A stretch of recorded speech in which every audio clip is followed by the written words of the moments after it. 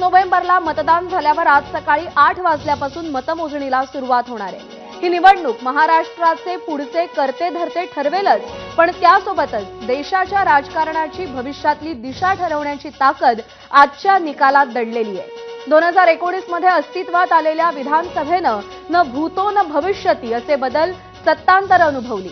राज्यातले 2 मोठे पक्ष फुटले, समीकरणं कमालीची बदलली। एकेकाळी दोस्तीच्या आणाभाका घेतलेले कट्टर प्रतिस्पर्धी झाले, नात्यात भाऊबंदकी आली, काका पुतण्या आमने सामने ठाकले, वडील मुलगी एकमेकांविरोधात उभे राहिले आणि आता मतदार राजा पुन्हा महायुतीला सत्तेवर बसवतो की महाविकास आघाडीला कौल देतो की त्रिशंकू अवस्था येऊन राज्यामध्ये राष्ट्रपती राजवटीची स्थिती ओढवते।